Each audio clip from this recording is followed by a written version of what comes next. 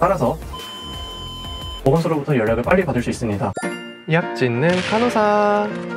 안녕하세요. 약간 쉬운 내용부터 약간 전문적인 내용까지 쉽게 풀어드리는 약간입니다. 여러분, 요새 코로나 확진자가 진짜 많아지기 시작했죠. 저는 역학조사를 하고 있는데 며칠 전만 해도 7,000명가량 돼서 와, 확진자가 진짜 많이 늘었구나 했는데 지금은 그 숫자가 무색할 정도로 20만 명 이상이 매일매일 나오고 있어요. 여러분이 확진됐을 때 가장 중요한 거는 일단 보건소로부터 연락을 받는 것이라고 생각해요. 오늘은 약간 간단한 검사 꿀팁을 알려드리려고 합니다. 여러분, 주변 친구들 보면은 자신이 확진되었는데 보건소에서 연락이 늦게 와서 걱정이다라는 사람들이 많이 있을 거예요.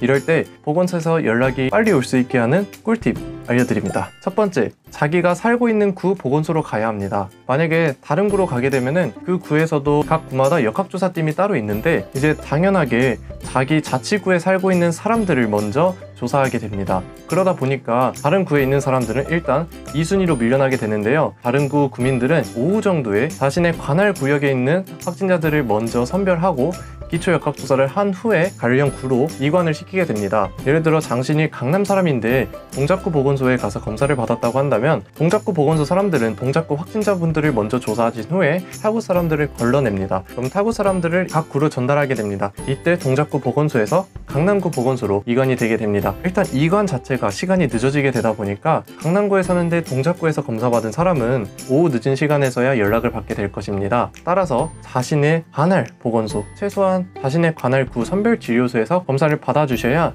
보건소로부터 연락을 빨리 받을 수 있습니다. 둘째, 기초역학조사서를 빠르게 작성하라. 제가 역학조사를 하면서 기초역학조사를 해달라고 문자를 보내게 됩니다. 하지만 몇몇 분들은 까먹고 있거나 본인이 고령이어서 핸드폰 사용법을 잘 몰라서 작성을 하지 못하는 경우가 있는데요.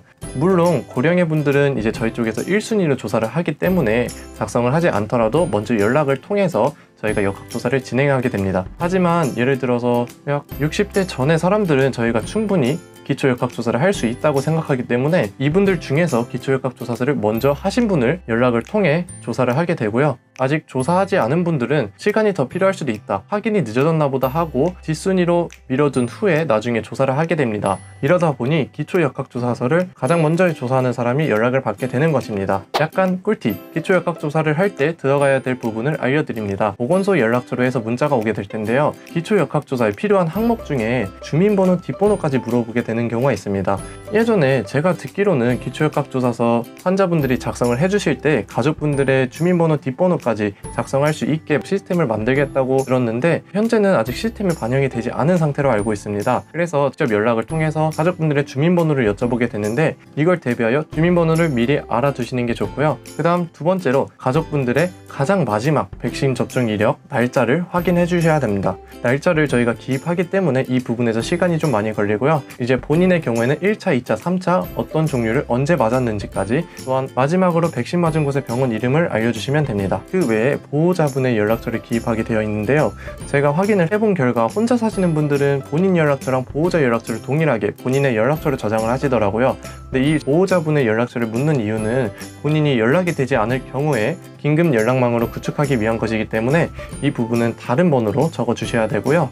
그 외에 전화를 통해서 추가 질문지를 작성하게 되는데요. 그 항목에는 대부분 재택치료를 하고 있기 때문에 동거인들 간의 분리가 가능한지 여부를 판단하기 위해서 방의 개수와 화장실의 개수를 여쭤보게 됩니다. 요약을 하자면 본인이 기초역학조사서가 오자마자 작성을 한다. 두 번째, 가족들의 마지막 백신 접종 이력 및 주민번호, 뒷번호까지 미리 정리해둔다. 네, 이 두 가지가 가장 중요한 기초역학조사서의 꿀팁으로 알고 계시면 됩니다. 마지막으로 관할 쪽은 아니지만 재택치료반 쪽이 있는데요. 이분들이 치료나 격리 기간 등을 담당하시기 때문에 기초역학조사가 끝나고 나서 재택치료반에서 전부 연락이 가게 되는데요. 이때 이분들에게 여쭤보시면 됩니다. 네, 이제 지금 코로나가 진짜 많이 발생하고 있죠. 일단 지금은 제가 첫 유튜브 촬영이기 때문에 여러분들에게 가장 필요한 기본적인 내용만 설명해 드렸는데요.